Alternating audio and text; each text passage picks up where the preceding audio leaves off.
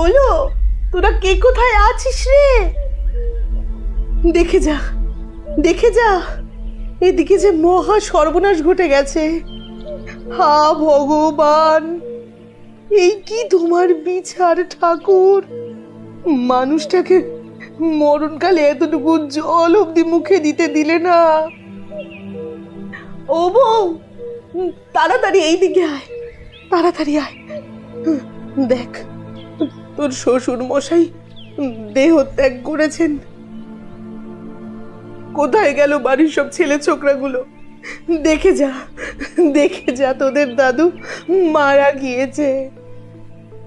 হরি হরি, হরি হরি, হরি হরি, হরি হরি। ভবানীপুর গ্রামের পালবাড়ির রাঙা পিসিমার সুমধুর গলার আওয়াজে বাড়ির চৌহদ্দির মধ্যে একখানি কাকচিল অবধি বসতে পারে না দুদণ্ড। অথচ আজ রাঙা পিসিমার গলার সেই বাজখেঁ সুর কোথায় যেন হারিয়ে গিয়ে তার পরিবর্তে রাঙা পিসিমা কেমন যেন কোমল স্বরে প্রায় কাঁদো কাঁদো ভাবে কথাগুলো বলল। রাঙা পিসিমার কথা শুনে বাড়ির সকলে তড়িঘড়ি এক প্রকার দৌড়ে এলো পালবাড়ির বুড়ো কর্তা অর্থাৎ গোবিন্দ পালের ঘরে। আর তারা ঘরের ভেতর ঢুকে আসতেই যা দেখল তাতে সকলের চোখ জলে ভরে উঠল। ঘরের এক কোণে শয্যার ঠিক পাশে নিচে মেঝের মধ্যে বসে আছে রাঙা পিসিমা। বিধবা মানুষটি নিজের কাপড়ের আঁচল টেনে নিয়ে মুখ থেকে কাঁদছেন। আর ঠিক তার সামনে খাটের মধ্যে শুয়ে থাকা গোবিন্দ পালের দেহটা দেখলে সহজেই বোঝা যায় যে সেই শরীরে আর প্রাণ বলে কিছু নেই। বাড়ির অন্যান্য ছেলে মেয়েদের দেখে রাঙা পিসিমা এবার তাদের দিকে তাকিয়ে চোখের জল মুছতে মুছতে বলল, দেখ, দেখ ভালো করে চেয়ে একবার দেখ, বাড়ির কর্তা আজ কেমন সকলের চোখকে ফাঁকি দিয়ে পরপারে চলে গেল। একবার দেখ। ও দাদা, দাদা, দাদা গো, যাওয়ার আগে একবার এই অভাগিনী বোনটার কথাও তোমার মনে পড়লো না গো?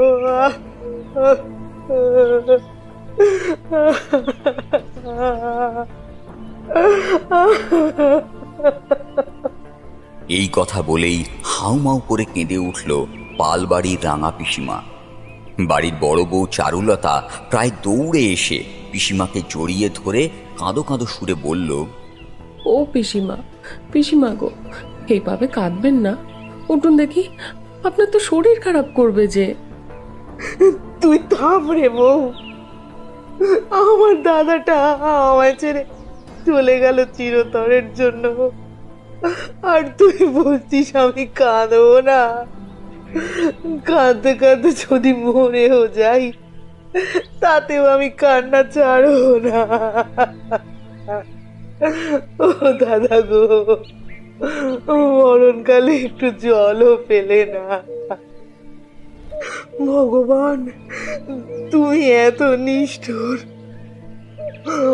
আমার দাদার মতো ভালো মানুষ এই ভুবনে মেলা ভার, আর তার সাথে তুমি কিনে এই রকম শেষ পরিণতি করলে। ঠাকুর,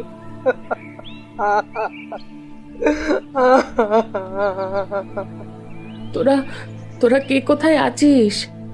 বাড়ির বাকিদের খবর দে। বাড়ির কর্তামশাই দেহ রেখেছেন এ কথা সকলকে জানা। আমাদের অনেক কুটুম তো বাইরে থাকে, তাদের এথা আস্তে আস্তেই সে কোন পর সন্ধে হয়ে যাবে যে। শেষবারের মতন সকলে একবার দেখে যাক তাদের বুড়ো কর্তাকে। চারুলতার এই কথা শুনে রাঙা পিসিমা এবার দুই চোখে জল মুছে তার দিকে তাকিয়ে রীতিমতো বেশ ঝাঁঝিয়ে বলে উঠল, এইসব এইসব তুই কি বলছিস বউ?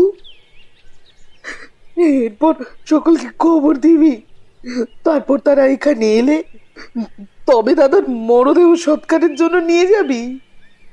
এমন অলক্ষণে কথা তুই মুখে আনিস না।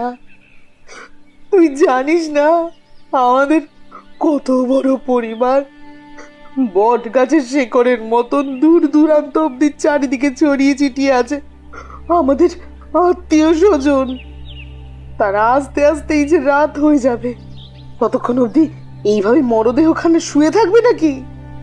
রাঙা পিসিমার এই কথা শুনে পালবাড়ির বড় ছেলে অর্থাৎ চারুলতার স্বামী প্রাণকৃষ্ণ পিসিমার উদ্দেশ্যে বলল, পিসিমা, শোকে তাপে তোমার মাথাখানা কি একেবারে খারাপ হয়ে গেল নাকি? এসব তুমি কি বলছো বলো দেখি। এরকম একটা সংবাদ আমরা আত্মীয় স্বজনদের জানাবো না? তারা আসার জন্য অপেক্ষা করবে না? তা আবার হয় নাকি গো? পরে আত্মীয় স্বজনরা সব জানতে পেরে যখন ছুটে আসবে তখন তো আমাদের নানান ধরনের অকথা কুকথা শোনাবে। বলবে একটিবারের জন্য বাবার সাথে শেষ দেখাটুকু আমরা করতে দিলাম না তাদের। তাই বলে কি হয় তুমি বলো? পিসিমা, আপনার ভাইপো কিন্তু খুব একটা ভুল কিছু বলেনি। দয়া করে একটিবার ভেবে দেখুন ওর কথা। সত্যি তো, এরকম ভাবে আমরা কি বাবা মশাইয়ের দাহ কার্য করতে পারি বলুন? রাঙা পিসিমা এবার বাড়ির বড় বউ চারুলতার দু কাঁধ বেশ ভালো করে ঝাঁকিয়ে বলল, বউ, তুই বুঝতে পারছিস না? আজ শনিবার, এখন রীতিমতো বারবেলা। এই বারবেলায় দাদার দেহ রেখেছেন, তাও আবার এক ফোঁটা জল পান না করে। কেউ তার মুখে সামান্য জল দেওয়ার সুযোগটুকু অবধি পায়নি। দাদা পুরোপুরি তৃষ্ণার্ত অবস্থায় মারা গিয়েছে। একে শনিবার, তার উপরে বারবেলায় মৃত্যু ঘটেছে। অমাবস্যা তিথি পড়বে রাত্রি হতেই। অমাবস্যা পড়ার আগেই দাদার শেষ কার্য সম্পন্ন করতে হবে, তা না হলে এই মরদেহ বাসি হয়ে যাবে। এই মরদেহ দোষ পাবে রে বউ, দোষ পাবে। আমার দাদার আত্মা দোষ পাবে। আর একবার কোনো মৃতদেহের আত্মা দোষ পেলে কি হয় তা তোরা কেউ জানিস না, কখনো দেখিসনি নিজের চোখে সেই সব মারাত্মক ভয়ঙ্কর ভৌতিক দৃশ্য। আমি সব দেখেছিলাম, আমরা সে বহু ছোটবেলায় দেখেছিলাম। রাঙা পিসিমা কেমন যেন শূন্য দৃষ্টিতে তাকিয়ে কথাগুলো বলে চলল এক টানা, এতটুকু না থেমে। রাঙা পিসিমার চোখের সেই চাহনি এর আগে কখনো কোনো দিনের জন্য দেখেনি চারুলতা। চারুলতার সারা শরীর কেমন যেন শিরশির করে উঠল রাঙা পিসিমার বলা কথাগুলো শুনে। নিজের অজান্তেই চারুলতার মুখ থেকে বেরিয়ে এলো একটা প্রশ্ন। দোষ? দোষ পেলে কি হয় পিসিমা? ছোটবেলায় কি প্রত্যক্ষ করেছিলেন আপনি? আমাদের তখন অনেক অল্প বয়স রে বউ। এখনো অবধি এই গায়ের সে সকল মানুষ জীবিত আছেন, তারা জানে সেই ভয়ঙ্কর সময়ের কথা। আমাদের গ্রামের গোয়ালাপাড়ার রামুর মরদেহ দোষ পেয়েছিল সেবার, ভয়ানক রকমের দোষ। আর তাতেই তো হলো যত সব অদ্ভুত কাণ্ড। রামু গোয়ালার গরু মোষ ভর্তি গোশালার প্রতিটি গবাদি পশু ফরফর করে মারা গেল, সব কটা একসাথে। রামুর ছেলেকে পরদিন রাত্রি হতে ভূতে পেল। যেই ছেলে গাছে উঠতে ভয় পেত, সেই ছেলে কিনা তর তর করে উঠে গেল মস্ত বড় নারকেল গাছের মাথায়। যে ছেলে কোনোদিন জলে নামেনি, সাঁতার কাটেনি, সে মস্ত বড় দিঘির অতল জল এপার ওপার করে ফেলল ডুব সাঁতারে এক নিমেষে। সেই সব দৃশ্য নিজের চোখে না দেখলে বিশ্বাস করা যায় না, মোটে বিশ্বাস করা যায় না। খানিকটা যেন গল্প কথার মতন শোনায়। কেবলমাত্র তখন হরি বাবা ছিলেন, তাই সে যাত্রায় আমাদের গ্রাম রক্ষা পেয়েছিল। পালবাড়ির মেজ ছেলে ঋতুরাজ এবার চারুলতার দিকে তাকিয়ে বলল, আহ বৌঠান, তুমি পিসিমার সাথে এখন গল্প জুড়ে দিলে যে। এই সমস্ত আজগুবি কথার কোনো মানে আছে বলো দেখি? পিসিমা আমাদের কত গল্প শুনিয়েছেন ছেলেবেলায়, এটাও তারই মধ্যে একটা। পিসিমার কথা শুনে তাহলে কি আমরা অপেক্ষা করব না? বাড়ির সকল মানুষদের একটিবার শেষবারের জন্য বাবা মশাইকে দেখার সুযোগ করে দিতে। ছোট ভাই গিয়েছে সকলকে খবর দিতে, একটু পরেই হয়তো বাড়ির মধ্যে লোকজন আসা শুরু হয়ে যাবে। তোমরা ওঠো, অনেক কাজ রয়েছে, সেই সব সরাতে হবে এক এক করে। এইভাবে বসে গল্প করার সময় এটা নয়। গল্প? কি গল্প করছে মেজো খোকা? আমার বলা এই সমস্ত কথা তোর আজ ভবানীপুর গ্রামের পালবাড়ির রাঙা পিসিমা এবার যেন কিছুটা নিশ্চিন্ত হলেন বউয়ের উপর ভরসা করে। কিন্তু হঠাৎ করেই তার বুকের ভেতর কেমন যেন একটা ডাক ডেকে উঠল। তার মনে হলো ভয়ানক কোনো কিছু একটা ঘটতে চলেছে তাদের পরিবারের সাথে। এরপর একে একে সকল আত্মীয় স্বজন আসতে লাগলো ভবানীপুরের এই পাল বাড়িতে। গাঁয়ের মানুষজন ভিড় জমালো সদরের সামনে। আশপাশের তল্লাটের যত গণ্যমান্য ব্যক্তিবর্গরা ছিলেন তারা সকলেই এলেন সমবেদনা জানাতে। দূর দূরান্তে থাকা মানুষজন ছুটে এলো নানা মাধ্যমে। এইভাবেই দেখতে দেখতে একদা সন্ধ্যের অন্ধকার ঘনীভূত হয়ে এলো। আর সন্ধে নামার ঠিক সাথে সাথেই শুরু হলো ভয়ানক রকমের হাওয়ার তাণ্ডব। ঘরের জানালা বন্ধ করতে করতে পালবাড়ির বড় বউ চারুলতা এক ঝলকের জন্য বাইরের দিকে তাকালো। আর তাকাতেই সে দেখতে পেল কালো কুচকুচে গগনের বুকে কোথাও আর চন্দ্রদেব মুখই তোলেননি। আর তখনই তার মনে পড়ে গেল পিসিমার বলা কথাগুলো। আজ নাকি অমাবস্যা, তাই আকাশের এই অবস্থা। কিন্তু আকাশে তো নক্ষত্রের দেখা পাওয়া যেত, তাও ঘন কালো মেঘের আস্তরণে ঢাকা পড়ে গেছে পুরোপুরিভাবে। গাছের শুকনো পাতা আর ধুলোবালি শনশন করে উড়ে বেড়াচ্ছে যত্রতত্র। পালবাড়ির থেকে দূরে বিশাল বিশাল নারকেল গাছের মাথাগুলো শনশনে হাওয়ার সাথে সাথে ঘূর্ণিঝড়ের ন্যায় এই মহাতাণ্ডবে সামিল হয়ে উন্মাদ পাগলিনীর মতো যেন মাথা ঝাঁকাতে শুরু করেছে। পাশের বিশাল পেয়ারা গাছের মগডাল থেকে চড়মড় শব্দে ভেঙে পড়ল একটা বিশাল বড় ডাল। সেই মহাতাণ্ডবে যেন লণ্ডভণ্ড হয়ে যাচ্ছে সমস্ত কিছু। চারুলতা দেখল যত দূর চোখ যায় তত দূরই কেবলমাত্র ফুটফুটে অন্ধকার। আজ বাড়িতে আলো জ্বলেনি কোথাও, কোনখানে এইটুকু আলোর চিহ্ন মাত্র নেই।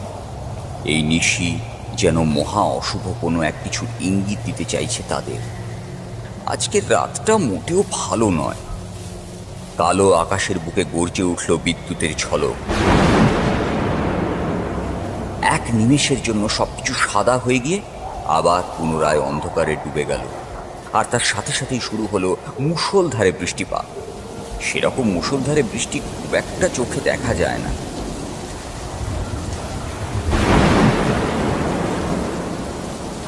এবার কি হবে? এইরকম ভাবে জল পড়লে তো আমরা মোটেই মৃতদেহ নিয়ে বাড়ির বাইরে বেরোতে পারবো না। আর যে হারে জল হচ্ছে কিংবা আকাশের মেঘের যা ভীষণ ঘনঘটা দেখছি, তাতে মনে তো হচ্ছে না অল্প কিছু সময়ের মধ্যেই প্রাকৃতিক দুর্যোগ থামবে বলে। এক টানা কথাগুলো বলে চলল প্রাণকৃষ্ণ। দাদার এই কথা শুনে পালবাড়ির মেজ ছেলে ঋতুরাজ বলল, কিন্তু দাদা তুমিই বলো, আমাদেরই বা কি করার আছে? আমরা যে বড় নিরুপায়। যদি যদি এইভাবে বৃষ্টি হয় তাহলে এরকম খোলা শ্মশানের মধ্যে দাহকার্য সম্পূর্ণ হবে কি করে? একটাও মানুষ এই আবহাওয়ায় বাড়ির বাইরে বের হতে পারেনি। তাহলে আমাদের সাথে শ্মশানে কোন মানুষটা যাবে বলো দেখি? এখানে দুর্যোগে চিতার আগুনটুকুও তো জ্বলবে না। মেজদা কিন্তু কথাগুলো খুব একটা ভুল কিছু বলেনি। প্রকৃতির যা অবস্থা দেখছি, তাতে আজ রাতে আর বাবার মৃতদেহ ঘরের বাইরে বের করা যাবে বলে তো মনে হচ্ছে না। পালবাড়ির ছোট ছেলে চন্দ্রশেখরের এই কথাগুলো শুনে চারুলতা বলল, এসব তুমি কি কথা বলছো বলো দেখি ঠাকুরপো? তাহলে কি আজকের গোটা রাতটা এইভাবে আমাদের বাড়িতে বাবার মরদেহ রাখা হবে? বলি পিসিমা যে কতবার করে আমাদের বারণ করলেন, সেসব কি তোমরা ভুলে গেলে নাকি? আমরা কিছু ভুলিনি বৌঠান, কিন্তু কি বা করতে পারি বলো? প্রকৃতির উপর তো আর মানুষের হাত নেই। শেষমেশ কোনো উপায় না দেখে এইভাবেই সেদিন সারা রাত পালবাড়ির বড় কর্তা অর্থাৎ গোবিন্দ পালের মরদেহ রয়ে গেল সেই পালবাড়ির অভ্যন্তরে। পরদিন শেষ রাতে যখন বৃষ্টি থামল, তখন মরদেহ খাটিয়ায় তোলা হলো শেষ যাত্রার জন্য। রাঙা পিসিমা অন্তিমবারের মতো এলো দাদার মুখখানি দেখতে। আর সেইখানে আসা মাত্রই তিনি প্রায় আঁতকে উঠলেন। ও মা গো, বলি এ কি অলক্ষণে কাণ্ড! বলি ও বউ, দেখে যা, সর্বনাশ ঘটে গেছে, আর বিপদ ঠেকানো গেল না বোধহয়। হায় হায় হায় ঈশ্বর, এ কোন বিপদ ঘনিয়ে আসতে চলেছে আমাদের পাল বাড়ির মধ্যে? এই কি ছিল তবে তোমার মনে? কি কি হয়েছে পিসিমা? এত উতলা হয়ে পড়েছেন কেন আপনি? দয়া করে একটু শান্ত হন, শান্ত হয়ে বসুন, না হলে যে আপনার শরীর খারাপ করবে। ওরে, আমার শরীর নিয়ে আমি এতটুকুও ভাবি না। আমার 3 কাল গিয়ে 1 কালে ঠেকেছে। আমায় নিয়ে আর চিন্তা কি? আমার ভাবনা তোদের নিয়ে। কত ছোট ছোট বাচ্চা কাচ্চা রয়েছে আমাদের বাড়িতে। বউরে, যে বিপদের আশঙ্কা আমি করেছিলাম, যে ভয় আমার বুক কেঁপে উঠেছিল, তাই বাস্তবে ফলতে চলেছে। দাদার দোষ প্রাপ্তি হয়েছে। রাঙা পিসিমার মুখের থেকে এই কথা শোনার পর চারুলতার বুকের মধ্যে যেন বজ্রপাত ঘটল। সে কম্পমান সুরে কেবলমাত্র একটি প্রশ্ন করল।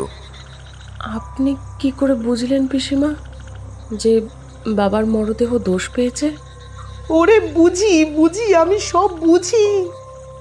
সেইবার ছোটবেলায় যখন রামু গোয়ালার মরদেহে দোষ লেগেছিল, তখন তার মৃতদেহ ঠিক ঠিক এইরকম হয়ে উঠেছিল।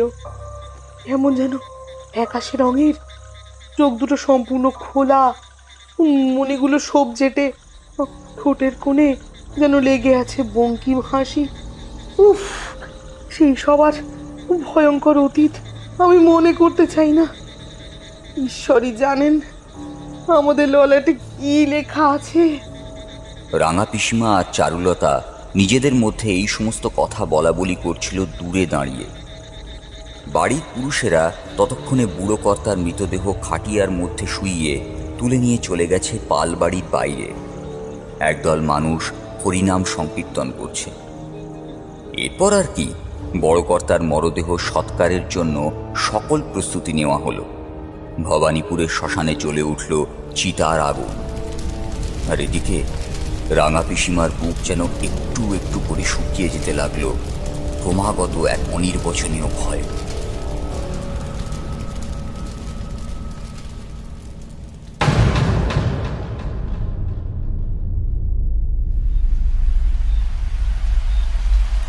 ঠাকুরমশাই, সেবার বলেছিলাম না যে খুব তাড়াতাড়ি আমরা আবার ফিরে আসবো। এই দেখুন, আবার চলে এলাম আপনার সাথে আড্ডা দিতে। কথাগুলো বলতে বলতেই আমি আর কিশোরী ঢুকে এলাম তারানাথ তান্ত্রিকী মহাশয়ের ঘরে। আমরা যখন বাড়ির বাইরে বের হয়েছিলাম তখন সন্ধ্যার অন্ধকার প্রায় নাম্বো করছিল। মঠ লেনে এসে পৌঁছতে পৌঁছতেই সেই সন্ধ্যার আধার আরো ঘনীভূত হয়ে এসেছে। সারাদিন এক টানা ঝমঝম করে বৃষ্টি হবার পর এতক্ষণে যেন বৃষ্টির মাত্রা একটু কমে ততক্ষণে একেবারে প্রায় থেমেই গিয়েছে। আসার সময় 5 মাথার মোড়ে ছোট্ট গমটি মতো দোকান থেকে ঠাকুরমশাইয়ের জন্য এই 1 প্যাকেট ওই প্যাসেঞ্জো সিগারেটের প্যাকেট কিনতে আমরা কিন্তু মোটেও ভুলে যাইনি। কারণ আমরা জানি সেই সিগারেট ঠাকুরমশাই ঠিক কতখানি পছন্দ করেন।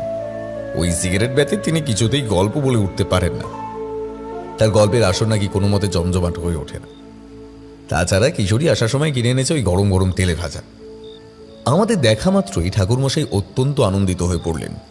তিনি আমাদের দিকে তাকিয়ে বললেন, আরে এসো এসো, তোমরা এসো। বড় ভালো হয়েছে তোমরা আজ আমার বাড়িতে এসেছো। সদর দরজা পেরিয়ে আসতেই আমরা দেখলাম দাওয়ার উপর রাখা তক্তপোষে বসে গড়গড়ায় হুড়ুক হুড়ুক করে টান দিচ্ছেন ঠাকুরমশাই। আমার কথা শুনে তিনি তাকালেন আমাদের দিকে। আমাদের দেখা মাত্রই রীতিমতন বেশ খুশি হইলেন তিনি। হাসতে হাসতে বললেন কথাগুলো। চারিদিকে নেমে এসেছে গাঢ় অন্ধকার। ঠাকুরমশাইয়ের দাওয়ায় জ্বলছে ছোট্ট একখানা লণ্ঠন। লণ্ঠনের ক্ষুদ্র আলোক শিখা ছড়িয়ে পড়েছে স্বল্প কিছুটা পরিধির মধ্যে। আর তাতেই ঠাকুরমশাইয়ের মুখমণ্ডল জুড়ে আলপনার মতো নাকিমুখি কেটেছে আলো আর অন্ধকার। এমন যেন রহস্যময় করে তুলেছে সমগ্র জায়গাটাকে। সেই আলো আধারির খেলা। বৃষ্টি হবার কারণে সনসনে ঠান্ডা জলো হাওয়া বইছে। গায়ের চাদরখানা ভালোভাবে টেনে নিলাম আমি। তারপর দাওয়ার নিচে একপাশে জুতো জোড়া খুলে আমি আর কিশোরী উঠে এলাম ওপরে। দাওয়ায় রাখা তক্তপোষের উপর এসে ঠাকুরমশাইয়ের দিকে তাকিয়ে বললাম, বলুন ঠাকুরমশাই, কেমন আছেন আপনি? সব কিছু কুশল মঙ্গল তো? হ্যাঁ, ঈশ্বরের আশীর্বাদে আমি এবং চারি আমরা দুজনে বেশ ভালো আছি। তা তোমাদের খবর কি? তোমরা ভালো আছো তো? আগে হ্যাঁ ঠাকুরমশাই, আমরাও ভালোই আছি। ওই ভালো মন্দ উভয় মিলিয়ে কেটে যাচ্ছে আমাদের দিন। এখন সেই চারি কোথায়? আশা স্তক তাকে দেখতে পাচ্ছি না, তো সে কি বাড়িতে নেই নাকি? আরে না না, চারি বাড়িতেই আছে। এখন ভর সন্ধ্যাবেলায় সে আর বাড়ি ছেড়ে কোথায় যাবে বলো দেখি? হ্যাঁ, আসলে মেয়েটাকে একা হাতে সব কাজ করতে হয় তো, তাই জন্য খুব ব্যস্ত থাকে। চারি রান্নাশালার ভিতরে আছে, দাঁড়াও, তাকে ডাকছি আমি। চারি, চারিমা, কই রে? একটিবার বাইরে বেরিয়ে এসে দেখ কারা এসেছেন আমাদের বাড়িতে, একবার আয় মা। পিতার কথা কানে যাওয়া মাত্রই ছোট্ট চারি আবার বেরিয়ে এলো রান্নাশালার ভেতর থেকে। ভিজে হাত কাপড়ের আঁচলে মুছতে মুছতে সে আমাদের সামনে এসে দাঁড়ালো। তারপর খানিকটা হেসে বলল, মার্জনা করবেন কাকাবাবু, আমি অনেকক্ষণ আগেই শুনতে পেয়েছি আপনাদের কথা, কিন্তু হাতের কাজ ফেলে বাইরে বেরিয়ে আসার অবকাশটুকু পাইনি। তা আপনারা দাঁড়িয়ে কেন? বসুন আপনারা, আমি বরং আপনাদের জন্য একটু চা করে আনি। এমন ঠান্ডার দিনে একটু গরম গরম চা হলে একেবারে জমে যাবে আপনাদের গল্পের আসর, তা আমি বিলক্ষণ জানি। আরে চারিমা, তুমি আমাদের এই হাতের তেলে ভাজার ঠোঙাখানা সঙ্গে করে নিয়ে যাও দেখি। হ্যাঁ, চায়ের সাথে একটু মুড়ি মেখে এনো এই তেলে ভাজা দিয়ে।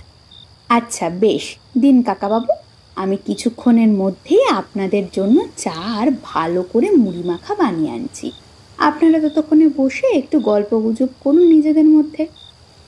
এই কথা বলে চারি এবার কিশোরীর হাত থেকে তেলে ভাজা ঠোঙাখানা নিয়ে পুনরায় রুনুঝুনু শব্দে নুপুর বাজিয়ে এগিয়ে গেল রান্নাশালার পানে। আমি কোমরে ধুতির সাথে গুজে রাখা পাসিংশো সিগারেটের প্যাকেটখানা বের করে তা বাড়িয়ে দিলাম ঠাকুরমশাইয়ের দিকে। সিগারেটের প্যাকেট দেখা মাত্র ঠাকুরমশাই বেশ আনন্দিত হয়ে পড়লেন। আনন্দের সাথে তিনি হাসতে হাসতে বললেন, বাহ, বেশ ভালোই করেছো, পাসিং শো কিনে এনে। অনেক দিন হলো এই সিগারেট খানা খাওয়া হয় না। এই কথা বলে ঠাকুরমশাই এবার আমার হাত থেকে সিগারেটের প্যাকেট নিয়ে প্যাকেট খুলে একটা সিগারেট বের করে তাতে আগুন ধরিয়ে শুকটান দিতে লাগলেন। সিগারেটের ধোঁয়া অন্ধকারচ্ছন্ন পরিবেশের মধ্যে মিশে যেতে লাগলো। সেই ধোঁয়ার আস্তরণ যেন আরও রহস্যময় করে তুলল সমগ্র পরিবেশটাকে।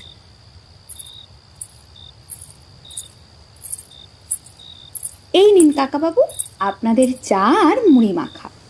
চারি আমাদের সম্মুখে নামিয়ে রেখে গেল 3 পেয়ালা গরম চা আর একটি বড় পাত্র করে বেশ অনেকটা পরিমাণে মুড়ি মাখা। 1 পেয়ালা চা আমি কিশোরীকে দিয়ে 1 পেয়ালা বাড়িয়ে দিলাম ঠাকুরমশাইয়ের সামনে, আর একটা নিলাম আমি নিজে। কিশোরী চায়ের পেয়ালায় ঈষৎ ফুঁ দিয়ে তাতে চুমুক দিল। আমি মুড়ি মাখার পাত্র থেকে 1 খাবলা মুড়ি তুলে তা মুখে পুরলাম। আচ্ছা ঠাকুরমশাই, একখানা কথা জিজ্ঞাসা করার ছিল আপনাকে, যদি অনুমতি দেন তো তাহলে করতে পারি। চায়ে চুমুক দিয়ে কথাখানা বলল কিশোরী। কিশোরীর কথা শুনে ঠাকুরমশাই নাকের ও মুখের মাধ্যমে বেশ অনেকটা ধোঁয়া বের করে কিছুটা হেসে বললেন, কথা আছে? হ্যাঁ হ্যাঁ, অবশ্যই বলো। এত ইতস্তত বোধ করছো কেন হে? বলো বলো। আচ্ছা ঠাকুরমশাই, কয়েকদিন ধরে আমার মনের মধ্যে একটা প্রশ্ন জেগে উঠেছে। আপনার কাছে আসা হয়নি এই কদিন, সেই জন্য জিজ্ঞাসাও করা হয়নি আর অন্য কাউকে। আমি জানি আমার মনে যে প্রশ্ন জেগে উঠেছে তার সবচেয়ে ভালো ও যথাযথ উত্তর দিতে পারবেন কেবলমাত্র আপনি। তাই আপনাকে এই প্রশ্ন জিজ্ঞাসা করছি। ঠাকুরমশাই, মৃত্যুর পরে মানুষের আত্মা কি দোষ পায়? এই যা, কেন হে ভায়া? হ্যাঁ, হঠাৎ করে এই প্রশ্ন তোমার মনের মধ্যে জেগে ওঠার কারণ কি? আরে আর বলো না ভাই, সেদিন আমি ওই পাড়ার চায়ের দোকানে আড্ডা দিতে এসেছিলাম বিকেলবেলা, আর তখনই কয়েকজনের মধ্যে বলা বলি করতে শুনলাম যে ঘোষালের মায়ের মরদেহ নাকি দোষপ্রাপ্ত হয়েছিল। বহু কষ্টে অনেক ঝক্কি ঝামেলা করে সেই দোষ কাটিয়েছে ঘোষাল বাড়ির মানুষেরা। সেই কথা শোনা মাত্রই আমার মনের মধ্যে প্রশ্ন জেগে উঠেছিল। আমি তখনই ঠিক করেছিলাম ঠাকুরমশাইয়ের কাছে এসেই আমি প্রথমে জিজ্ঞেস করব এই দোষ পাওয়ার ব্যাপারে সমস্ত কিছু। ঠাকুরমশাই, আপনিই বলুন এবার, আপনার মুখ থেকে আমি শুনতে চাই, আসলে কি সত্যি সত্যি এরকম কোনো দোষপ্রাপ্তি ঘটে বাস্তবে? আমি দেখলাম কিশোরীর এই প্রশ্ন শুনে ঠাকুরমশাইয়ের মুখ যেন কেমন একটা কালো হয়ে গেল। বেশ অনেকটা সিগারেট অবশিষ্ট থাকা সত্ত্বেও তিনি ছাইদানি হিসেবে ব্যবহৃত ওই আধ ভাঙা নারকেলের মালায় তা গুঁজে দিয়ে এক অদ্ভুত শূন্য দৃষ্টিতে তাকালেন আমাদের পানে। সাথে সাথেই একটা তীব্র শীতল হাওয়া এসে ঝাপটা মারল আমার দেহে। তৎক্ষণাৎ ঘাড়ের কাছে রোমকূপগুলো খাড়া হয়ে উঠল মুহূর্তের মধ্যে। গায়ের চাদরখানা আরো ভালোভাবে টেনে নিলাম আমি। হ্যাঁ কিশোরী, সত্যি এরকম কিছু দোষের বর্ণনা রয়েছে আমাদের শাস্ত্রে। এই 3টি দোষ হলো একপাদ, দ্বিপাদ এবং ত্রিপাদ দোষ। ব্যাপারটা আমি তোমাদের একটু সহজ করেই বুঝিয়ে বলছি। দেখো, আমরা জানি যে সপ্তাহে মোট 7 দিন, কিন্তু জ্যোতিষ মতে এই সবগুলো দিন বা বার মোটেও মৃত্যুর জন্য শুভ নয়। শনি, মঙ্গল এবং রবিবার মৃত্যুর জন্য অশুভ। তাই এই 3টি বারে কারো মৃত্যু ঘটে যদি, তাহলে একপাদ দোষ ধরা হয়। সেই কারণে বারের দোষ হলো একপাদ দোষ। মোট তিথির মধ্যে ওই দ্বিতীয়া, সপ্তমী এবং দ্বাদশী তিথি মৃত্যুর জন্য অশুভ। এইসব তিথিতে যদি কেউ মারা যায়, তাহলেও ওই একপাদ দোষ ধরা হয়। আমাদের নক্ষত্রের সংখ্যা 27টি। এদের মধ্যে কৃত্তিকা, পুনর্বসু, উত্তর ফাল্গুনী, বিশাখা, উত্তর আষাঢ়া এবং পূর্ব ভাদ্রপদ নক্ষত্র হল মৃত্যুর জন্য অশুভ। এই নক্ষত্রগুলোর সময়ের মধ্যে যদি কারো মৃত্যু হয়, তাহলে সরাসরি দ্বিপাদ দোষ হবে, অর্থাৎ নক্ষত্রের মান 2। এখন ধরে নাও কারোর মৃত্যু হয়েছে শনিবারে, সেদিন দ্বিতীয়া, সপ্তমী কিংবা দ্বাদশী তিথি ছিল, তাহলে এইবার ওই তিথির একত্রিত যোগফলে সেই মৃত ব্যক্তির হবে দ্বিপাদ দোষের অধিকারী। কিন্তু যদি শনি, রবি, মঙ্গলবার ছাড়া অন্য কোনো বারে মৃত্যু হয়, কিন্তু তিথির দোষ পায় এবং নক্ষত্রের দোষ পায়, তাহলে বার বা তিথির জন্য একপাদ দোষ এবং নক্ষত্রের জন্য দ্বিপাদ দোষ সব মিলিয়ে ত্রিপাদ দোষ হবে। কিন্তু কারো যদি বার, তিথি এবং নক্ষত্র এই 3টি দোষই পায়, তাহলে সব মিলিয়ে তার 4 পাদ দোষ হয়। কারণ বারের 1, তৎসহ তিথির 1 আর নক্ষত্রের 2, অর্থাৎ 1 + 1 + 2 অর্থাৎ 4। তখন এটাকে বলে পুষ্কর দোষ। বিভিন্ন দোষের কারণে সংসারে বিভিন্নভাবে অমঙ্গলের কালো ছায়া ঘনিয়ে আসতে পারে। যেমন ধরো শস্যনাশ, পুত্রনাশ, গোধন নাশ, গোত্রনাশ, এমনই আরো অনেক কিছুই। একটা না এত দূর অব্দি বলে এবার ঠাকুরমশাই স্বল্প কিছুটা সময়ের জন্য থামলেন। কথাগুলো শুনতে শুনতে কিশোরীর চোয়াল পুরোপুরি হাঁ হয়ে গিয়েছে। সে এবার বিস্ময় ভরা কণ্ঠে বলল, ওরে বাবা, এত কিছু তো জানা ছিল না।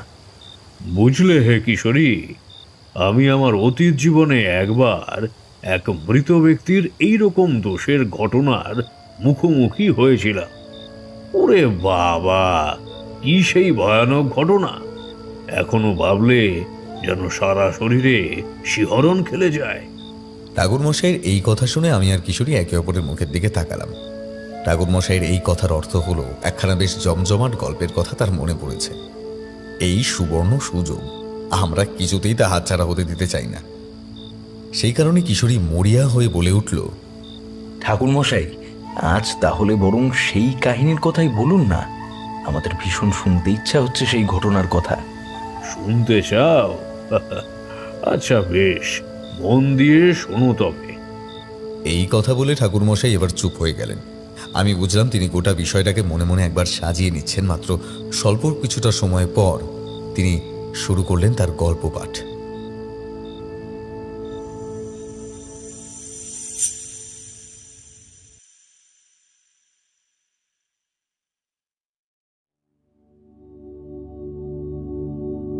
এই ঘটনা আজ থেকে বেশ অনেক বছর আগের। সেইবার আমি কিছুদিনের জন্য পরিবারের সাথে সময় কাটাতে ফিরে এসেছিলাম নিজের গৃহে। বাড়ির ছেলে বহুদিন বাড়িতে না থাকলে তার খাতির যত্নই আলাদা হয়। সে এক ধরো ব্যাপার হে কিশোরী। ঘরেতে এসেছি মাত্র 2-3 দিন হয়েছে কি হয়নি, ঠিক এমন সময় একদিন সাত সকালে ঘুম থেকে উঠে পুকুর থেকে নেয়ে ধুয়ে এসে ভিজে কাপড়ে মাঝ উঠোনের মধ্যে দাঁড়িয়ে সবেমাত্র সূর্য প্রণাম সেরে ঘরের ভেতর প্রবেশ করতেই যাব, ঠিক এমন সময় আমার কানে এলো বাইরে কিছু মানুষের গলার আওয়াজ। বন্ধ সদর দরজার অপর প্রান্ত হতে এরপর ভেসে এলো করাঘাতের শব্দ। আমি ঘরের ভিতর ঢুকে এলাম শুকনো বস্ত্র পরবার জন্য। আমার বাড়ির অন্য এক সদস্য ঘরের দরজার আগল খুলে দিল। আগে নমস্কার, এটা কি তারানাথ মহাশয়ের বাড়ি? আমরা সেই বহু দূর ভবানীপুর গ্রাম থেকে এসেছি। ঠাকুরমশাই কি গৃহে রয়েছেন? তার সাথে আমাদের বড় প্রয়োজন। মস্ত এক বিপদে পড়ে এক প্রকার নিরুপায় হয়ে তার কাছে ছুটে এসেছি আমরা। যদি একটিবার তার সাথে দেখা করার সুযোগ করে দিতেন তাহলে সত্যিই বড় উপকৃত হতাম। আগে হ্যাঁ, এটাই তারানাথ চক্রবর্তীর বাড়ি। আপনারা আসুন, ভিতরে আসুন, আমি ওকে ডেকে দিচ্ছি। তারানাথ, তারানাথ, দেখো কয়েকজন লোক তোমার সঙ্গে দেখা করতে এসছে। ওনাদের সঙ্গে বলছে মনে হচ্ছে কোনো বিপদ ঘটে গেছে, একটু বাইরে এসো। ভিজে জামা কাপড় ছেড়ে শুকনো ধুতি পরে আমি এবার বেরিয়ে এলাম ঘরের বাইরে। আর ঘরের বাইরে বেরিয়ে আসতেই দেখলাম সেখানে 3 জন পুরুষ মানুষ দাঁড়িয়ে আছে। আমি তাদের সামনে যাওয়া মাত্রই তারা আমায় প্রণাম করলো ভক্তি সহকারে। তারপর তাদের মধ্যে থেকে একজন নিজেদের পরিচয় দিয়ে বলল, নমস্কার ঠাকুরমশাই, আমার নাম প্রাণকৃষ্ণ পাল। ভবানীপুর গ্রামের পাল বাড়ির বড় ছেলে আমি। আর এই হলো আমার 2 ভাই, মেজ ভাই ঋতুরাজ পাল এবং ছোট ভাই চন্দ্রশেখর পাল। ঠাকুরমশাই বড় বিপদে পড়ে আপনার এখানে এসেছি। ঠাকুরমশাই, আমরা এক মস্ত বড় বিপদের মধ্যে দিয়ে দিন কাটাচ্ছি। আপনাকে আমাদের এই বিপদের হাত থেকে রক্ষা করতেই হবে। অনেক খোঁজ খবর করার পর আপনার ঠিকানা আমরা জানতে পেরেছি, আর জানা মাত্রই ছুটে এসেছি অন্য হয়ে কেবলমাত্র সাহায্যের আশায়। আপনি বলুন ঠাকুরমশাই, আপনি আমাদের সাহায্য করবেন তো? আরে তোমরা এত উত্তেজিত হয়ে পড়ছো কেন? শান্ত হয়ে একটু বসো দেখি। যে বা যারা আমার কাছে সাহায্য প্রার্থী হয়ে আসে আমি তাদের কখনোই ফিরিয়ে দিই না খালি হাতে। আমি আমার যথাসাধ্য চেষ্টা করি তাদের বিপদ থেকে উদ্ধার করার। বিপদগ্রস্ত মানুষদের বিপদ থেকে রক্ষা করাই যে আমার প্রধান কাজ, আমার মূল কর্তব্য। তোমরা আগে একটু বসো শান্ত হয়ে, কিছুটা জল টল খাও। তোমাদের দেখে ভীষণ রকমের দুশ্চিন্তাগ্রস্ত বলে মনে হচ্ছে। তারপর না হয় বাকি সকল কথা হবে। এই কথা বলে আমি এবার দাওয়ার উপর বিছিয়ে দিলাম একখানা চাটাই। চাটাইয়ের উপরে বসলো ভবানীপুরের পাল বাড়ির 3 ছেলে। আমি ঘরের ভিতর থেকে 1 ঘটি জল আর কয়েকটা বাতাসা এনে দিলাম তাদের হাতে। বাতাসাখানা চিবিয়ে তারা ঢকঢক করে জল পান করলো। তাদের ঠিক মুখোমুখি আমি বসা মাত্রই পালবাড়ির মেজ ছেলে ঋতুরাজ আমার 2 পা জড়িয়ে ধরে একেবারে সেই হাউমাউ করে কেঁদে উঠল। তারপর বলল, ঠাকুর মশাই, আপনি আমার ছেলেটাকে বাঁচান ঠাকুর মশাই। আমার ছেলেটাকে বাঁচান, না হলে আমি আমার ছেলেটাকে হারিয়ে ফেলবো, হয়তো চিরজীবনের মতন। ওই একটি মাত্র সন্তান আমার। ওর যদি ভালো মন্দ কোনো কিছু ঘটে যায় তাহলে আমি কোনোদিন নিজেকে ক্ষমা করতে পারবো না। ওর বাবা হয়ে ওকে রক্ষা না করতে পারার জন্য।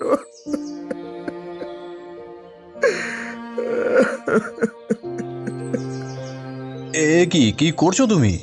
পায়ে হাত দিও না। এইভাবে পায়ের মধ্যে লুটিয়ে পড়ে কেউ কান্নাকাটি করে নাকি? হ্যাঁ, ওঠো ওঠো ওঠো ওঠো দেখি। চোখের জল মোছো, শক্ত হও। বিপদকালে মন মোটে দুর্বল করতে নেই। আমি এবার তাকে এই সমস্ত কথা বলে আমার পদতল থেকে সরালাম।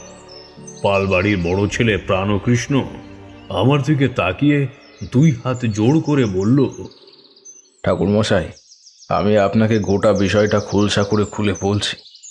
ওর যা মনের অবস্থা, তাতে ও কোনো কিছুই আপনাকে সঠিকভাবে গুছিয়ে বলে উঠতে পারবে না। আপনি যদি অনুমতি দেন তাহলে ওরা দুজনে বরং একটু বাইরে গিয়ে দাঁড়াক। এতে ঋতুরাজের ভালো লাগবে। আমাদের আলোচনায় থাকলে ওর কষ্ট বাড়বে, বই কমবে না। প্রাণকৃষ্ণের কথায় আমি এবার উপর নিচে সামান্য ঘাড় নেড়ে তাকে সম্মতি জানালাম। প্রাণকৃষ্ণ ছোট ভাই চন্দ্রশেখরের উদ্দেশ্যে বলল, চন্দ্রশেখর, তুই বরং মেজোকে নিয়ে বাইরে যা। তোরা সেইখানেই দাঁড়িয়ে অপেক্ষা কর। আমি ঠাকুরমশাইকে সবটা গুছিয়ে বলছি, কোনো চিন্তা করিস না তোরা। আচ্ছা, বেশ, ঠিক আছে বর্দা, তুই যেমনটা বলেছিস তেমনটাই করছি। মেজদা, তুই আয় আমার সাথে, আয় আয়, আমি তোকে ধরে নিয়ে যাচ্ছি, আয়। এই কথা বলে চন্দ্রশেখর এবার ঋতুরাজকে নিয়ে চলে গেল বাইরের দিকে।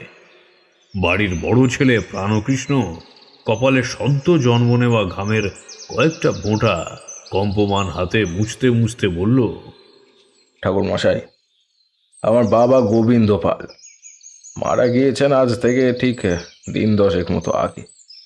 এমনিতেই বাবার বয়স হয়েছিল, তাছাড়াও তিনি কয়েকদিন যাবৎ শয্যাশায়ী ছিলেন। এক অতি ভয়ঙ্কর দুরারোগ্য ব্যাধি হয়েছিল তার।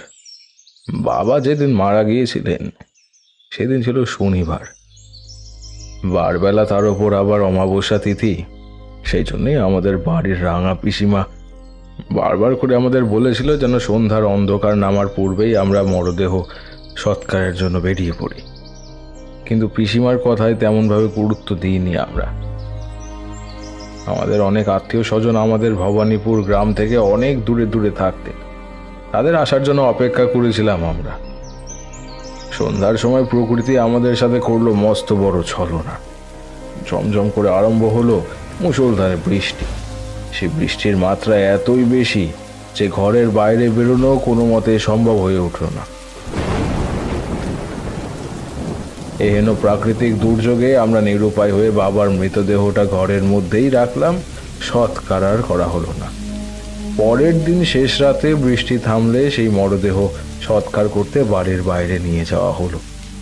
কিন্তু আমাদের বাড়ির রাঙা পিসিমা বারবার করে আমাদের বলেছিলেন এই কাজের জন্য আমাদের বারবার মৃতদেহ নাকি দোষ প্রাপ্তি ঘটল। আমরা নিজেদের অজান্তেই নাকি এক মস্ত বড় ভুল করে ফেললাম। তারপর কি হলো প্রাণকৃষ্ণ? এরপর আমাদের পাল বাড়িতে একের পর এক ঘটতে শুরু করলো নানান রকমের অদ্ভুত ওরে আদিভৌতিক ঘটনা, যার কোনো ব্যাখ্যা চলে না ঠাকুরমশাই। অন্তত আমরা যার কোনো ব্যাখ্যা খুঁজে পাইনি। কি ঘটনা ঘটলো প্রাণকৃষ্ণ?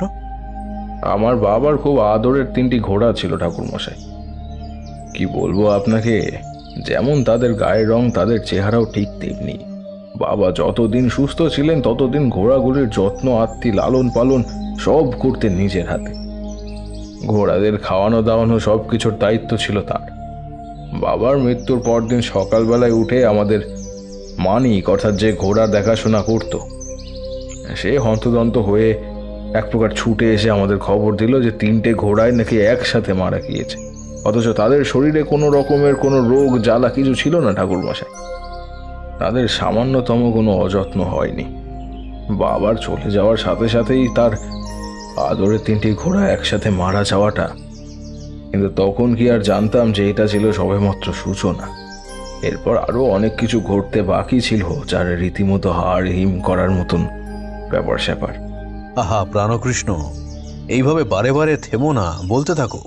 তুমি বলতে থাকো, আমি সবকিছু শুনছি মনোযোগ সহকারে। নাও বলো। এরপরই ঘটল আসল ঘটনা ঠাকুরমশাই। বাবা মারা যাওয়া ঠিক 3 দিনের মাথায় নেমে এলো সেই অমঙ্গলের কালো ছায়া। তখন আমাদের ঘর ভর্তি আত্মীয় স্বজন। বাড়ির মেয়েরা 3 দিনে বাবার কাজ করলো, কিন্তু মেজ ভাইয়ের একমাত্র ছেলে রুদ্ররূপ ঘরের ভিতর থেকে দৌড়ে এসে পিণ্ডদানের সমস্ত চাল কলা তুলে তা মুখে পুড়ে দাঁত বের করে বিশ্রীভাবে চিবুতে লাগলো। ঘটনাটা এতটাই তাড়াতাড়ি এবং অপ্রত্যাশিতভাবে ঘটল যে আমরা যেন হক চকিয়ে গেলাম। সেখানে উপস্থিত প্রত্যেকটি মানুষই অপলকভাবে চেয়ে দেখলো সেই অদ্ভুত দৃশ্য। রুদ্ররূপের চোখ মুখের অবস্থা আপনাকে ভাষায় বলে বর্ণনা করতে পারবো না। নিজের চোখে সে না দেখলে আপনি বুঝতে পারবেন না ঠিক কি রকম হয়ে গিয়েছে একটা জলজ্যান্ত তাজা প্রাণ। ছেলেটার মাথার চুল উস্কো খুস্কো অগোছালো গোছে, তার গায়ের রং ধবধবে সাদা হয়ে গিয়েছিল, ঠিক মানুষ মারা গেলে মৃতদেহ যেমন ফ্যাকাশে হয়ে পড়ে সেইটুক। চোখের তলায় ধূসর কালির আস্তরণ, তবে চোখের মণি দুটো সরীসৃপের মতন অদ্ভুত রকমের সংকীর্ণ এবং সবজেটে বর্ণ ধারণ করেছে। ছেলেটাকে দেখে ভয়ে চিৎকার করে উঠল বাড়ির মেয়ে বউরা। তারপর থেকে আজ অবধি রুদ্ররূপের একই অবস্থা হয়ে রয়েছে ঠাকুরমশাই। ওর অবস্থার কোনো উন্নতি ঘটেনি, বরং যত দিন যাচ্ছে তার যেন অবনতি হচ্ছে ততই। সে নাওয়া খাওয়া ত্যাগ করেছে, কখনো কখনো থেকে থেকে হেসে ওঠে, আবার পাগলের মতো কি সব বলে বেড়ায়, আর এমন এমন সব কাজ করে যা মোটেও সাধারণ মানুষের পক্ষে করা সম্ভব নয়। মেজ ভাইয়ের ছেলে রুদ্ররূপকে আমরা একটি ঘরের মধ্যে বাইরে থেকে দরজা বন্ধ করে রাখতে বাধ্য করি। জানি না এভাবে আর কদিন ছেলেটাকে বাঁচিয়ে রাখতে পারবো। আমাদের বাবার সব থেকে পছন্দের নাতি ছিল সে, হয়তো সেই কারণেই তার সাথে এমনটা ঘটল। ঠাকুরমশাই, আমরা বড় মুখ্য সূক্ষ্ম মানুষ। এই সমস্ত তন্ত্রমন্ত্র, যাগ যজ্ঞ, দোষ, এই সমস্ত ব্যাপারে আমাদের জ্ঞান বড়ই সীমিত। আপনার অনেক সুখ্যাতি শুনেছি, এতকাল ধরে আজ সময় এসেছে তা সচক্ষে প্রত্যক্ষ করার। আমরা তিন ভাই আপনার কাছে ছুটে এসেছি আমাদের বাড়ির ছেলেটার প্রাণ বাঁচানোর তাগিদে। আপনি আমাদের সাথে ভবানীপুরে চলুন ঠাকুরমশাই। ঋতুরাজের স্ত্রী যমুনার অবস্থা আপনাকে বলার মতন নয়। ছেলের শোকে প্রায় পাগল হয়ে গিয়েছে। দিন রাত আমাদের বাড়িতে কান্নাকাটি পড়ে গিয়েছে। একজন মায়ের কোল খালি হতে বসেছে ঠাকুরমশাই। আপনাকে কিছু একটা করতেই হবে এবার। মুখের কথা শেষ করে এবার প্রাণকৃষ্ণ এক অদ্ভুত দৃষ্টিতে তাকালো আমার দিকে। আমি বুঝলাম তার চোখের চাউনির সাথে মিশে রয়েছে নিদারুণ আকুতি। তার কাঁধে হাত রেখে আমি কোমল সুরে বললাম, আমি যাব তোমাদের সাথে ভবানীপুরে। তুমি এত চিন্তা করো না প্রাণকৃষ্ণ। ঈশ্বর এত নিষ্ঠুর হতে পারেন না। তিনি নিশ্চয়ই তোমাদের বাড়ির ছেলেকে আবার আগের মতো সম্পূর্ণ সুস্থ স্বাভাবিক করে দেবেন। আপনি আপনি যাবেন ঠাকুরমশাই আমাদের সাথে আমাদের বাড়িতে? বুকের মধ্যে থেকে যেন একটা বড় বোঝা নামলো এতক্ষণে। ঠাকুরমশাই, আপনি বরং প্রস্তুত হয়ে নিন, বাইরে আমাদের জন্য ঘোড়ার গাড়ি অপেক্ষা করছে। আমি একটিবার এই কথাখানা জানিয়ে আসি আমার দুই ভাইকে, ওরা বড় চিন্তার মধ্যে রয়েছে। এই কথা বলে প্রাণকৃষ্ণ এবার বেরিয়ে গেল বাইরে, আর আমি ঢুকে গেলাম ঘরের ভিতর আমার লাল শালুর ঝোলার মধ্যে প্রয়োজনীয় সমস্ত কিছু জিনিসপত্র গুছিয়ে নিতে। এরপর আমি ভবানীপুরের পালবাড়ির তিন ভাইয়ের সাথে রওনা দিলাম জুড়ি গাড়ি করে তাদের বাড়ির উদ্দেশ্যে। আমাদের গ্রাম থেকে ভবানীপুরের দূরত্ব ছিল বেশ কিছুটা। ভবানীপুর পৌঁছতে পৌঁছতে বেলা অনেকখানি হয়ে গেল। ঘোড়ার গাড়ি যখন ভবানীপুরে এসে থামল, তখন বাইরে বেরিয়ে এসে একটা লম্বা শ্বাস টেনে সামনের দিকে তাকাতেই অবাক হয়ে গেলাম। বর্তমানে আমার সামনে রাজপ্রাসাদ সমতুল্য একখানা ঝাঁ চকচকে বৃহৎ বড় বাড়ি। বাড়িটির সিংহদুয়ার হতে মধ্যবর্তী অংশের সরু নুড়ি পাথরে বিছানো রাস্তা এবং পথের দুধারে বড় বড় ফুলের রং বেরঙের বাগান। ফুলের বাগানে মালিরা কাজ করছে, কেউ গাছে জল দিতে ব্যস্ত, তো আবার কেউ ঘাস ছাঁটাইয়ের কাজে। পালবাড়ির বড় ছেলে প্রাণকৃষ্ণ আমার দিকে তাকিয়ে বলল, আসুন ঠাকুরমশাই, আসুন, ওই যে ওটি হলো আমাদের পালবাড়ি। চন্দ্রশেখর, ঋতুরাজ আগে আগে হাঁটতে শুরু করলো, আর প্রাণকৃষ্ণ আর আমি হাঁটতে লাগলাম তাদের পিছনে পিছনে। তবে পালবাড়ির চৌহদ্দির মধ্যে প্রবেশ করতেই আমার বুকটা কেমন যেন মোচড় দিয়ে উঠল। এরকম অনুভূতি আমার মাঝে মধ্যেই হয় যখন ভয়ানক কোনো অশুভ শক্তির বড় নিকটে চলে যাই, ঠিক তখনই এরূপ অস্বস্তি বিশ্রী অনুভূতি আমায় যেন চেপে ধরে নাগপাশের মতো। আমি বুঝলাম যে প্রাণকৃষ্ণ আমায় যা যা বলেছে সবটাই সত্যি। এই বাড়ির মধ্যে ভয়ানক কোনো অপশক্তির প্রাদুর্ভাব ঘটেছে। তবে বাড়ির চারপাশে ফুলের বাগিচার সৌন্দর্য দেখলে তোমরা মুগ্ধ হয়ে যেতে একেবারে বাধ্য। গাছের পাতা দেখা যায় না, শুধুই ফুল আর ফুল। এখানে নীল, ওখানে লাল, ওখানে কমলা, আবার ওখানে হলুদ। সে নানা রকমের, নানা রঙের, নানা প্রজাতির ফুল। আহা, কি সুন্দর দৃশ্য! এইসব ফুলের বাহার দেখতে দেখতে বাড়ির একেবারে সন্নিকটে এসে দাঁড়িয়েছিলাম। ভয়ানক কিছু একটা ঘটতে চলেছে এই ভেবে ওপরের দিকে তাকাতে আমি রীতিমতো আঁতকে উঠলাম। দেখলাম একটা মস্ত বড় পিতলের ফুলদানি উপর থেকে দাঁ করে ছুটে আসছে আমাদের লক্ষ্য করে। সঙ্গে সঙ্গে তড়িৎ গতিতে আমি আমার মাথাটা সরিয়ে নিলাম। পিতলের মস্ত বড় ফুলদানিটা এসে সশব্দে আছড়ে পড়ল দূরের নুড়ি বিছানো পথের উপর। বিষয়টা কেউই লক্ষ্য করেনি। সবাই একরকম চমকে উঠল উপরের দিকে তাকাতেই। আমি দেখলাম একটা পুরোপুরি অন্ধকার ঘরের ভেতর বন্দি আছে একটি যুবক। ছেলেটা জানালার লোহার শিক ধরে দাঁড়িয়ে আছে, পুরোপুরি আমার দিকে তাকিয়ে। দাঁতে দাঁত কিড়মিড় করে খনা খনা গলায় সে আমার দিকে তাকিয়েই বলল, কে তুই? এখানে কেন এসেছিস? নিজের ভালো চাইলে এখান থেকে চলে যা, চলে যা বলছি। আমাকে তাড়াতে এসেছিস? আমার বাড়ি থেকে আমি কোথাও যাবো না, কোথাও না। নিজের প্রাণীর মায়া থাকলে শীঘ্রই বিদায় হোক। কথাগুলো একটা বাচ্চা ছেলে বললেও কণ্ঠস্বরটা মোটেও কোনো বাচ্চা ছেলের নয়। কথাগুলো ধিক্কার সূচকভাবে বলে সেই ছেলেটা এবার মিলিয়ে গেল অন্ধকার ঘরটার মধ্যে। ততক্ষণে ঋতুরাজ আর চন্দ্রশেখর ছুটে এসেছে আমার দিকে। প্রাণকৃষ্ণ যেন এই ঘটনার কোনো কুল কিনারা খুঁজেই পাচ্ছে না। বিষয়টা সে যেন সঠিক মেনে নিতে পারছে না কিছুতেই। চন্দ্রশেখর আমার কাছে এগিয়ে এসে দুই হাত ধরে বলল, ঠাকুরমশাই, ঠাকুরমশাই, আপনার লাগেনি তো? দেখুন দেখি, এক্ষুনি কত বড় একটা বিপদ ঘটে যাচ্ছিল। ভাগ্যিস আপনি সময় মতন মাথাটা সরিয়ে নিলেন, নাহলে মস্ত বড় পিতলের ফুলদানিটা এসে পড়তো আপনার মস্তকে। ভগবান খুব বাঁচিয়ে দিয়েছেন এই যাত্রায়। ঋতুরাজ অত্যন্ত রেগে গিয়ে বলল, ঠাকুরমশাই, ওই হলো আমার ছেলের উপরুদ্র। আমি ওর হয়ে আপনার কাছে ক্ষমা মার্জনা চাইছি। ঠাকুরমশাই, আপনি দয়া করে ওর কথায় কিছু মনে করবেন না। আসলে ও নিজের মধ্যেই নেই। আপনারা ভিতরে আসুন, আমি উপরে গিয়ে দেখছি।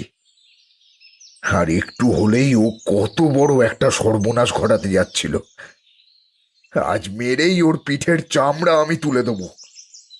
এসব তুমি কি বলছো হে ঋতুরাজ? এইমাত্র তুমি নিজেই তো বললে যে ও ওর মধ্যে নেই। তাছাড়াও তোমার ছেলে রুদ্র রূপের কথাগুলো শুনে পরিষ্কারভাবে তো বোঝাই গেল যে ওর দেহের ভিতরে অন্য কারোর বসবাস। ও যা কিছু করছে বা বলছে সবই নিজের অজান্তে। এই সময় ওকে চোখে চোখে রাখা উচিত, ওর দেখভাল করা উচিত। তার জায়গায় তুমি বলছো ওকে শাসন করবে? তুমি না ওর বাবা, তোমার থেকে এই ধরনের ব্যবহার মোটেও কিন্তু আশা করা যায় না। পুরুষ মানুষের চোখ থেকে সচরাচর জল বের হয় না, কিন্তু পুরুষের হৃদয় যখন নিদারুণ আঘাতপ্রাপ্ত হয়, একমাত্র তখনই চোখ দিয়ে নেমে আসে নোনা জলের স্রোত। আপনি বুঝতে পারছেন না ঠাকুরমশাই, আমার ভেতরে ঠিক কি চলছে। আমি যদি আপনাকে তা দেখাতে পারতাম তাহলে বুঝতে পারতেন আমার অবস্থা বর্তমানে ঠিক কিরকম। এইভাবে চোখের জল ফেলো না ঋতুরাজ, ফেলো না। বাবা মায়ের চোখের জল ছেলে মেয়েদের জন্য অকল্যাণ ডেকে আনে। মনকে শক্ত করো। আমি বেশ বুঝতে পারছি তোমার ভেতরে ঠিক কি ঝড় শুরু হয়েছে। আসুন আসুন ঠাকুর মশাই, আপনি ভিতরে আসুন। আমি এবার ওদের সাথে ঢুকে এলাম সোজা ঘরের ভেতর, কিন্তু আমার দুই চোখে যেন তখনও ভাসতে লাগলো এক ঝলকের জন্য দেখা সেই বিভৎস দৃশ্য। ওহ, সে কি ভয়ানক রূপ ধারণ করেছে অতটুকু বাচ্চা ছেলেটা! তা নিজের চোখে না দেখলে বিশ্বাস হয় না মোটেই।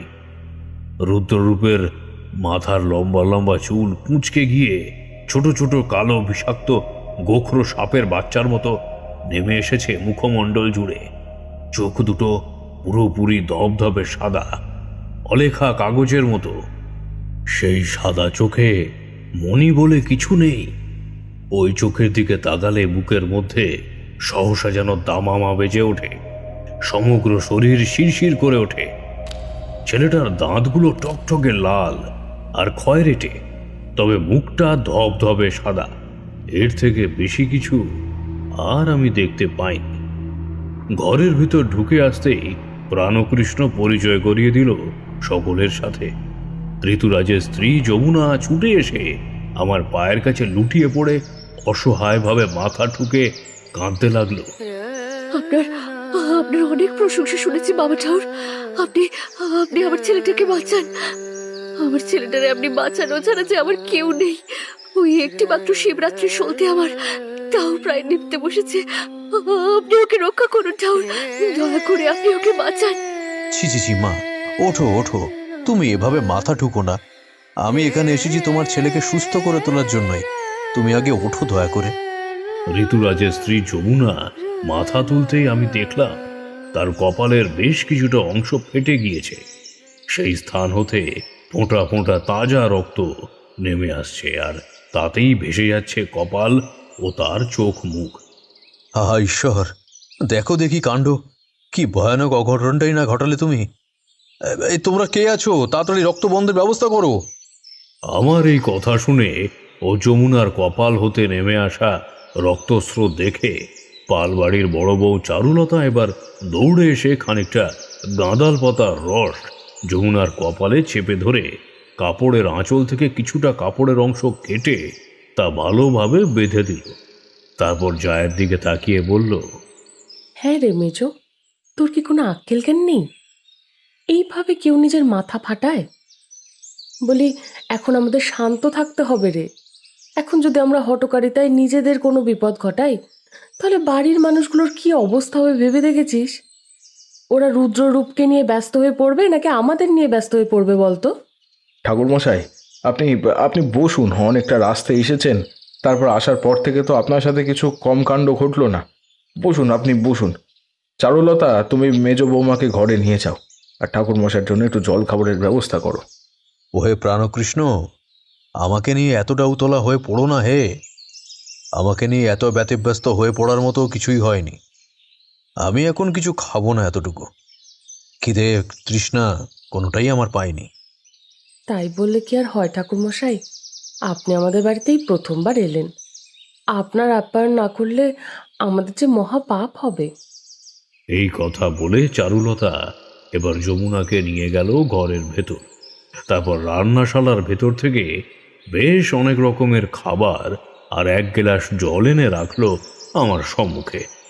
হাত মুখ ধুয়ে জল দিয়ে পরিষ্কার পরিচ্ছন্ন হয়ে আমি একখানা মিষ্টান্ন মুখে তুলে কিছুটা জল পান করলাম। এতক্ষণে ঘরের ভিতর থেকে বেরিয়ে এলেন পালবাড়ির রাঙা পিসিমা। তিনি আমাদের সামনে এসে দাঁড়ালেন। তারপর উপস্থিত সকলের উদ্দেশ্যে তিরস্কারের ভঙ্গিমায় বললেন, সেই দিন আমি পই পই করে বারণ করেছিলাম, বলেছিলাম ওরে দাদার মরদেহ এইভাবে ফেলে রাখিস না। অমাবস্যা তিথি পড়ার আগেই মৃতদেহের সৎকার কর। সেদিন তোরা আমার কোনো কথায় বিন্দুমাত্র গুরুত্ব দিসনি। আজ বুঝতে পারছিস তো, বড়দের কথা শুনে চলতে হয়, তা অমান্য করতে নেই। তোদের দোষে, হ্যাঁ হ্যাঁ, কেবলমাত্র তোদের দোষে একটা বাচ্চা ছেলে আজ শাস্তি পাচ্ছে। বউকে সেদিন আমি কতবার বলেছিলাম, ওরে বউ আমার কথা শোন শোন, ফেলে রাখিস না। ওইভাবে বুড়ো কর্তাকে এবার ঠেলা বোঝ। বলি আরো সোহাগ দেখাও, আরো অপেক্ষা করো সকলের আসার জন্য।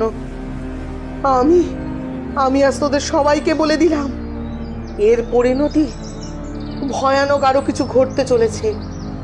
এই পরিবার পুরোপুরি ছারখার হয়ে যাবে, তছ নছ হয়ে যাবে এই পরিবার।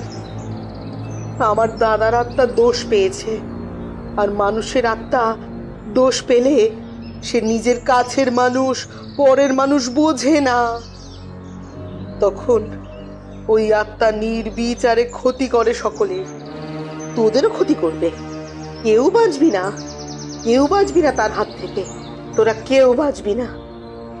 রাঙা পিসিমার এই কথা শুনে পালবাড়ির বড় ছেলে প্রাণকৃষ্ণ এবার খানিকটা মেজাজের সাথেই বলল, পিসিমা, বলি এসব কথা বলার এটি কি এখন উপযুক্ত সময়? যা ঘটার ছিল তা তো ঘটেই গিয়েছে। এখন সে কথা না ভেবে বরং এ সমস্যা থেকে বের হবার উপায় খোঁজার চেষ্টা করাই ভালো।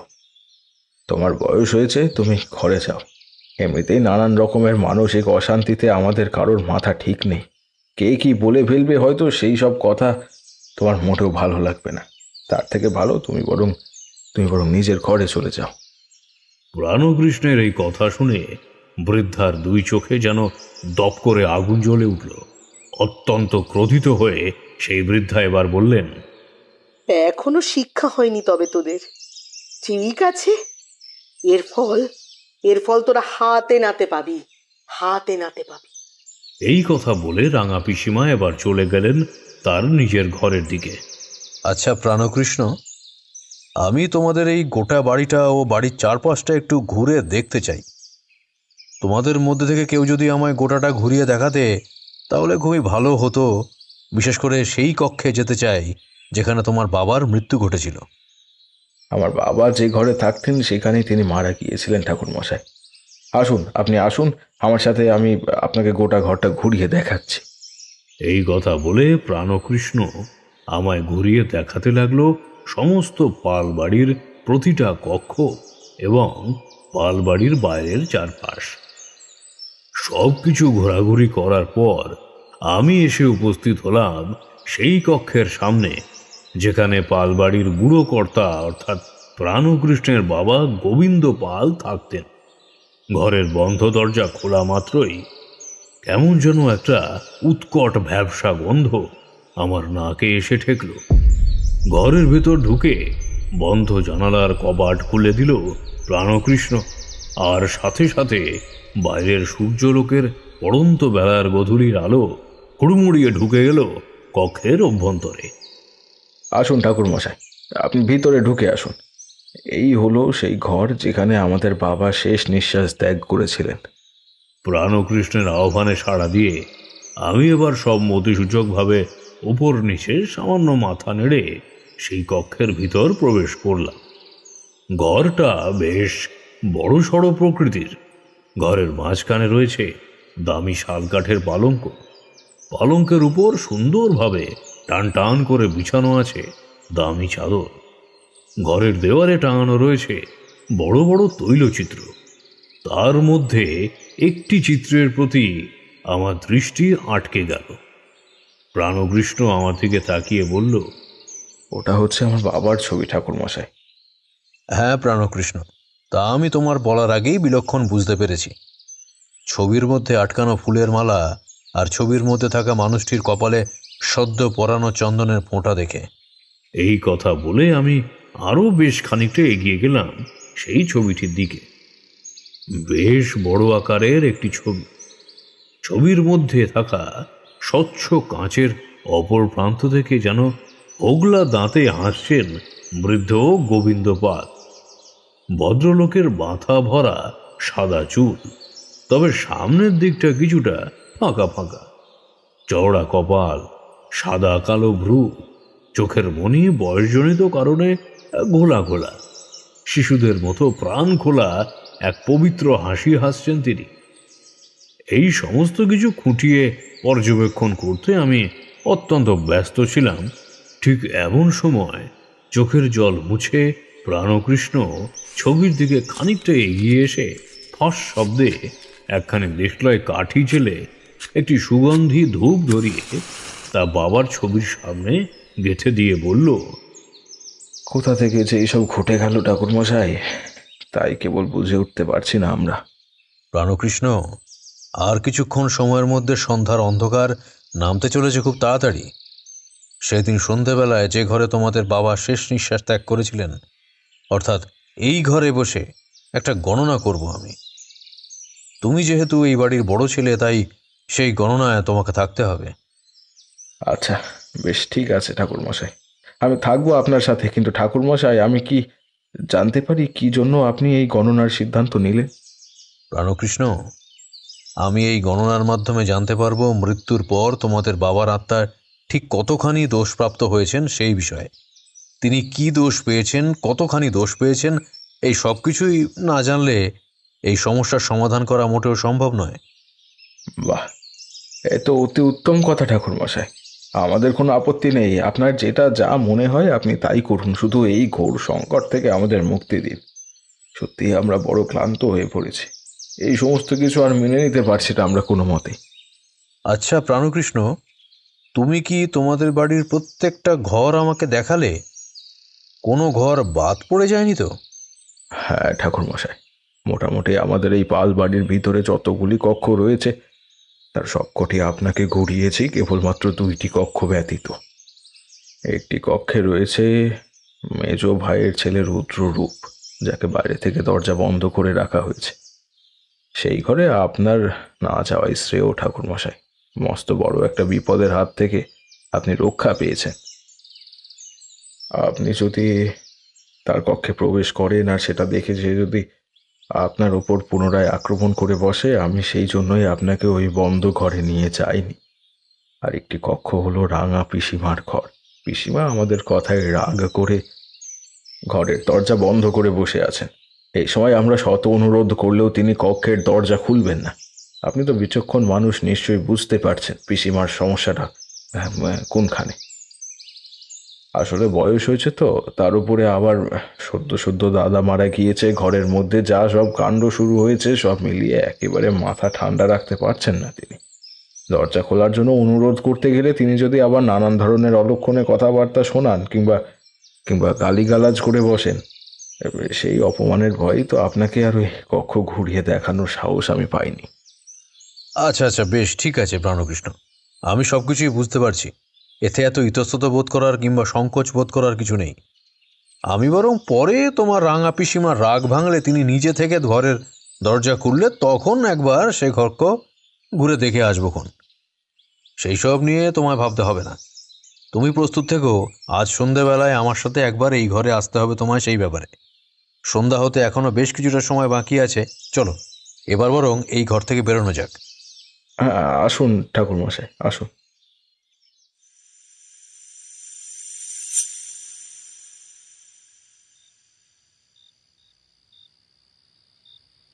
আমি আর প্রাণকৃষ্ণ ঘরের বাইরে বের হতেই সে ঘরের দরজা পুনরায় বন্ধ করে দিল। তারপর আমরা বসবার ঘরে এসে বসলাম। সেখানে নানান বিষয় নিয়ে আলোচনা হতে থাকলো আমাদের মধ্যে। এক টানা এতক্ষণ ধরে চুপচাপ গল্প শোনার পর কিশোরী এবার খানিকটা নড়ে চড়ে বসল। কোনো গুণী শিল্পীর যাত্রাপালা দেখতে দেখতে মানুষ যেমন অভিভূত হয়ে পড়ে, হাততালি দিয়ে সেই শিল্পীর উদ্দেশ্যে সম্মান জানায়, কিশোরী কতকটা সেই রকমভাবে বলল, গল্প জমে উঠেছে ঠাকুরমশাই, একেবারে যাকে বলে জমে ক্ষীর হয়ে গেছে। দুর্দান্ত লাগছে আপনার বলা এই কাহিনী, সত্যি ভীষণ ভীষণ ভালো লাগছে। কিশোরীর এমন প্রশংসা শুনেও ঠাকুরমশাই কেমন যেন মুখটাকে বেজার করে রাখল। সে তো তোমাদের ভীষণ ভালোই লাগছে হে কিশোরী, কিন্তু আমার গল্প বলতে এতটুকুও ভালো লাগছে না। ও মা, সে কি কথা ঠাকুরমশাই, আপনার গল্প বলতে ভালো লাগছে না কেন? কারণটা বোধহয় আমি বুঝতে পেরেছি। ঠাকুরমশাই একটু গড়গড়ার নলে টান দিতে চান। গড়গড়ার নলে টান না বসালে গল্পের আসর যেন ঠিক জমে উঠছে না। এই ঠাকুরমশাই, আপনার গল্প বলতে ভালো না লাগার কারণ ঠিক ধরেছি তো? একেবারে যথার্থ বলেছ হে। এবার সত্যি গড়গড়ায় তামাক সেবনের বড়ই প্রয়োজন। গড়গড়ার নলে একবার টান না দিলে আর যেন চলছে না কিছুতেই। আপনি ভেতর থেকে মনের মতন করে গড়গড়া সেজে আনুন ঠাকুরমশাই। আমরা বরং আপনার জন্য বাইরে বসেই অপেক্ষা করছি। গড়গড়া সেজে এনে তারপর না হয় আবার শুরু করবেন গল্প। আমরা তো আর কোথাও পালিয়ে যাচ্ছি না আপনার বলা গল্প না শুনে। আচ্ছা বেশ বেশ, ঠিক আছে, তোমরা তাহলে এখানে বসেই একটু অপেক্ষা করো। আমি বরং বাড়ির ভেতর থেকে ভালো করে গড়গড়াখানা সেজে তাতে আগুন ধরিয়ে আনি। এই কথা বলে ঠাকুরমশাই আর এক মুহূর্ত সেখানে না থেকে তক্তপোষ ছেড়ে উঠে সোজা চলে গেলেন ভেতর বাড়ির দিকে। তিনি চলে যাওয়া মাত্রই কিশোরী আমার দিকে তাকিয়ে খানিকটা বিরক্ত মেশানো গলায় মেজাজের সাথে বলল, ও হে ভাই, এ তুমি কি করলে বলো দেখি।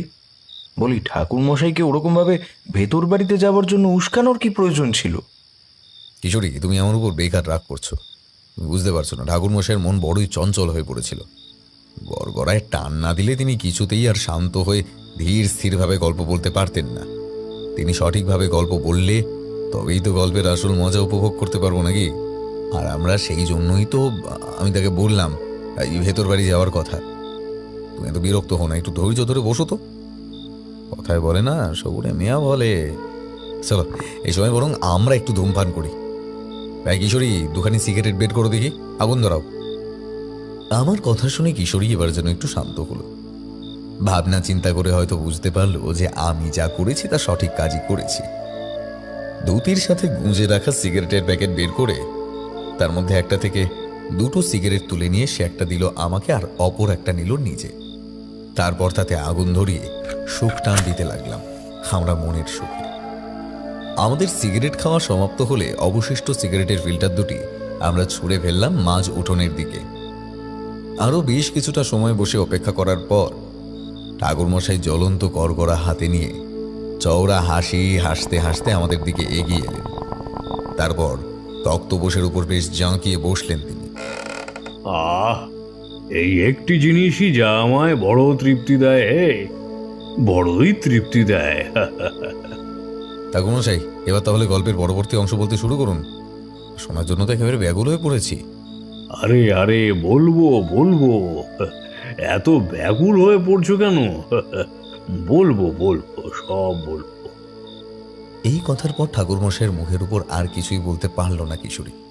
অগত্যা সে আর আমি অপেক্ষা করতে লাগলাম অধীর আগ্রহের সাথে গল্পের পরবর্তী অংশ শোনার জন্য।